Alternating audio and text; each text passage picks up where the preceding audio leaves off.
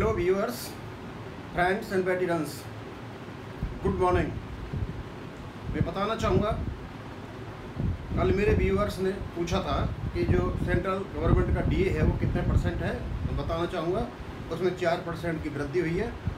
और जो हमारे भूतपूर्व सैनिक बैंकों से रिटायर हुए हैं उनके उसमें 55 लाख की वृद्धि हुई है। अभी एक मेरे व्यूअर ने सुबह कमेंट किया था कि आप अपने वीडियो 2024 तक चालू रखना और हमें ये बताना हम किसको वोट करें। सर, मैं आपको बताना चाहूँगा, हमारा एसोसिएशन है, गैर राजनीतिक है। सिर्फ थोड़ा सा राजनीतिक का हिंट देने से ही हमारी जो एसोसिएशन है उसमें वहाँ से निकाल दिया जाएगा। और वैसे वोटिंग राइट जो होता है व्यक्तिगत है, आपका ये बता सकते हैं आप वोट करें। हम ये नहीं बता सकते कि आप किसको वोट करें। अब मैं आपको कुछ महत्वपूर्ण तथ्यों पर ध्यान दिलाना चाहता हूँ। कल मैं देख रहा था कि मेजर जनरल सतवीर सिंह साहब ने ट्वीट किए थे, जो IASM के प्रेसिडेंट हैं, चेयरमैन हैं, और उनके जो वाइस चेयरमैन हैं, जो ग्रुप कैप्टन VK गांधी साहब, उन्होंने भी कमेंट किए थे। और सामने मैंने एक कमेंट है मेजर जनरल सतवीर सिंह साहब का, वो लगा रखा है, आप इसको देख सकते हो।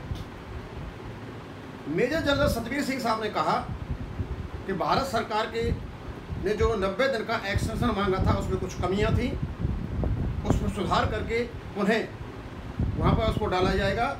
और हमारी रिव्यू पिटीशन रिजेक्ट होने के बाद आगे हम क्या कदम उठाएं उसके बारे में हमारे वकील अध्ययन कर रहे हैं। मैं बताना चाहूँगा, ये हमें कई आशंकाओं में डालता है। आपके वकील यदि अध्ययन कर रहे हैं तो क्या आप चाह रहे हो कि उन्हें आप किसी न किसी बहाने से कोर्ट में जाएं और OROP के इम्प्लीमेंटेशन को अटकाएं। हम सभी देश के भूतपूर्व सैनिकों के संगठनों से अपील करते हैं कि मेजर जनरल सतवीर सिंह साहब को, जैसे हमने पहले किया था, बताया जाए कि आप किसी प्रकार के पिटीशन को लेकर के, चाहे क्यूरेटिव हो या प्रेसिडेंट के पास जाना हो, किसी भी प्रकार के पिटीशन को लेकर के कहीं नहीं जाएं। कृपया हमारी OROP का रास्ता साफ होने दें, हमारी OROP का भुगतान होने दें। अदरवाइज हम ये समझा जाएगा कि आप हमारी OROP देने के लिए नहीं, बल्कि आप कोई खास उद्देश्य से जंतर मंतर पर बैठे हो और किसी खास उद्देश्य की पूर्ति के लिए आप चाहते हो कि हमारा समर्थन आपको मिलता रहे। और समर्थन आपको तभी मिलेगा जब हमें OROP नहीं मिलेगी, और OROP तभी नहीं मिलेगी जब आप कोई न कोई कहीं से अड़ंगा लगाओगे, इसको अटकाओगे, भटकाओगे और लटकाओगे। एक कमेंट आया VK गांधी साहब का। उन्होंने कहा कि भारत सरकार जब सुधार करके पुनः जब टाइम मांगेगी तो हम भी कोर्ट को बताएंगे कि जितना टाइम निकल गया है उसका भारत सरकार हमारे भूतपूर्व सैनिकों को 8% के हिसाब से इंटरेस्ट दे। बहुत अच्छा विचार है आपका गांधी साहब।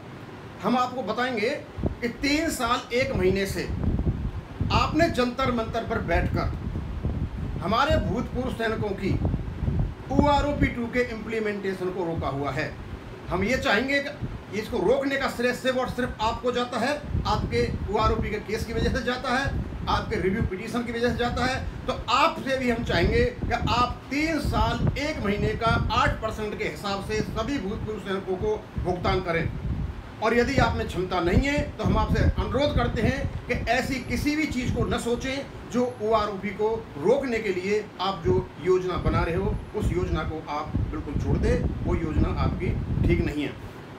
अब मैं आपको एक, मेरे सामने एक ट्वीट है मेजर जनरल सतवीर सिंह साहब का। ये भूतपूर्व सैनिकों ने पढ़ा, हमारे एसोसिएशन के चेयरमैन साहब ने पढ़ा, उनके पदाधिकारियों ने पढ़ा, उनको अच्छा लगा। चलो, आपको 26 दिन पूरे हो गए OROP को खींचते खींचते, फ़ायदा तो कुछ हुआ नहीं, जैसे थे वैसे ही हैं।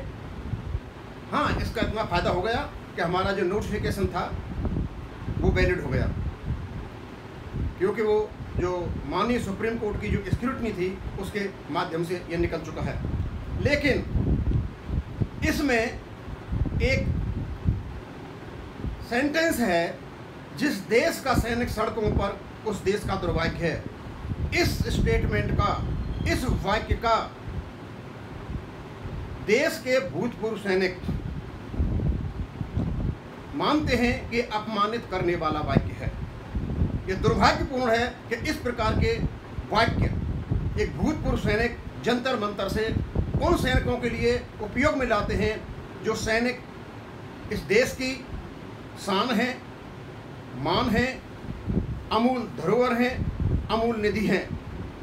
इस देश का सौभाग्य है कि हम भूतपूर्व सैनिक इसके निवासी हैं, इसके सिटीजन हैं, और हम बहुत सौभाग्यशाली हैं कि हम इस देश में रहते हैं, और हम भी सौभाग्यशाली हैं। हमसे देश है, देश हमसे है, देश हमसे सौभाग्यशाली है, हम देश से सौभाग्यशाली हैं।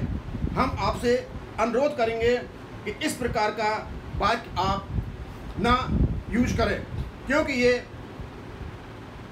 टोटल एक अराजकता फैलाने वाला वाक्य है, देश को तोड़ने वाला वाक्य है, और केवल भूतपूर्व सैनिकों में गुस्सा दिलाने वाला वाक्य है। ये हमें अपमानित करता है, ये सुशोभित नहीं करता, और इस प्रकार के वाक्यों से बचें। और हम तो यही आपसे रिक्वेस्ट करेंगे कि इस प्रकार के यदि आपके कहीं भी ट्वीट हैं, कृपया उनको आप निकालें।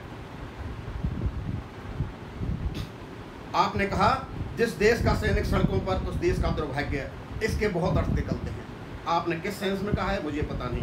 OROP हमारा अधिकार है, उसके लिए हम संघर्ष करते हैं और संघर्ष करते रहेंगे।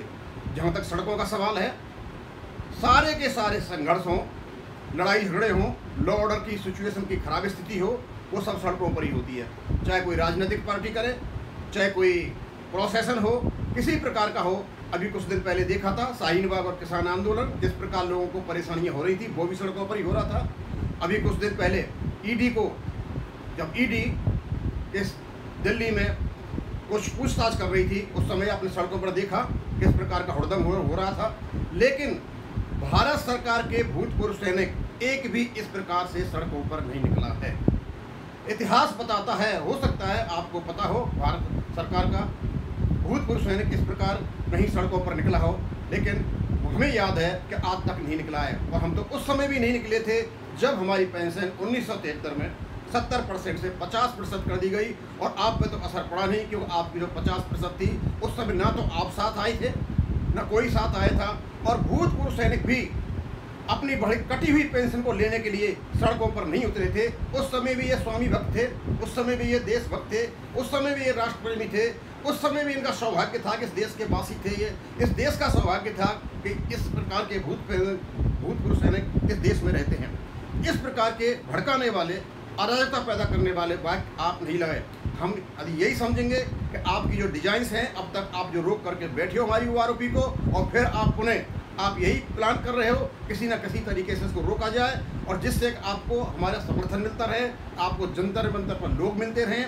और आपको पता है कि यदि OROP लागू हो गई तो आपको जंतर मंतर पर बैठे लोग छोड़ करके चले जाएंगे। इस प्रकार के वाक्य आप हमारे लिए ना बोलें, क्योंकि भूतपूर्व सैनिक इससे बेहद नाराज हैं।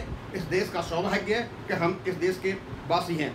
मैं बताना चाहूँगा कि जो भूतपूर्व सैनिक हैं वो इस देश के मान हैं, अमूल्य संपदा है, और ये अमूल्य धरोहर है, हमारा सौभाग्य है। हम इस देश के वासी हैं, हमें गर्व है, यह देश हमारा है।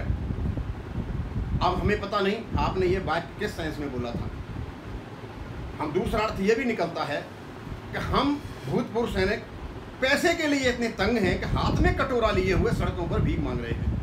इसका अर्थ ये भी निकलता है। मैं आपको सर बताना चाहूँगा, यदि हम इसका विश्लेषण करें तो कम से कम ऑफिसर्स तो इसमें बिल्कुल नहीं आते, इसमें ऑनरेरी लेफ्टिनेंट और कैप्टन भी नहीं आते, इसमें सूबेदार मेजर भी नहीं आते, सूबेदार भी नहीं आते, नायब सूबेदार भी नहीं आते, और हवलदार भी नहीं आते। यदि आपका इशारा सिपाही और नायक तक है, जो अधिकतर आपको समर्थन बैठ करके जंतर मंतर पर दे रहे हैं, तो सर हम आपको बताना चाहेंगे, ये सिपाही और नायक ये बहुत ही स्वाभिमानी लोग हैं, ये गर्व से भरे हुए हैं। ये एग्रीकल्चर पृष्ठभूमि से आते हैं, ये किसानों के बेटे हैं, परिश्रम क्या होता है ये जानते हैं, घरों में इनके खेती है, अच्छी खासी इनकी इनकम है।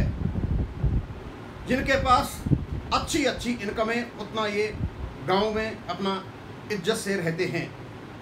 ये कभी भी अपनी OROP के लिए हाथ में कटोरा लिए कभी भी सड़कों पर भीख नहीं मांगेंगे, मर जाएंगे लेकिन भीख नहीं मांगेंगे। और आपसे अनुरोध है, यदि आप यह समझते हो कि हम इतने कमज़ोर हैं, हम इतने गरीब हैं कि हम हाथ में कटोरा लिए हुए भारत सरकार से OROP की भीख मांग रहे हैं और आप हमारा नेतृत्व कर रहे हैं, तो आपको ये गलतफहमी है, आप बिल्कुल इसके दिमाग से निकाल दें। भूतपूर्व सैनिकों का अपमान नहीं करें, हम देश के हैं और ये देश हमारा है।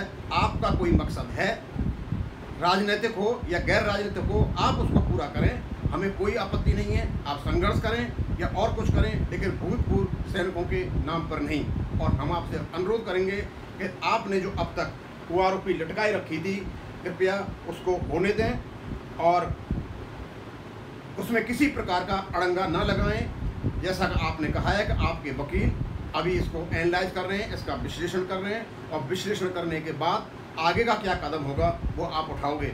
हम स्पष्ट रूप से यही मानते हैं कि आपका जो ये ट्वीट है, आपका जो वकील जो विश्लेषण कर रहे हैं, और जो आपके vice chairman Shri B.K. Gandhi ji का जो 8% का इंटरेस्ट की डिमांड सुप्रीम कोर्ट से है, ये सब एक ही ओर इंगित करते हैं कि आप केवल और केवल OROP 2 के इम्प्लीमेंटेशन को रोकने की योजना बना रहे हैं, जो आपके लिए ठीक नहीं है। आप भारत सरकार को काम करने दें, आप माननीय सुप्रीम कोर्ट को काम करने दें, और आप अपनी इज्जत भी बचाए रखें और हमारे भुगतान को होने दें। कृपया आपसे हमारा ये अनुरोध है, और बस मैं इतना ही कह करके अपना काम ख़त्म करता हूँ। थैंक यू, धन्यवाद।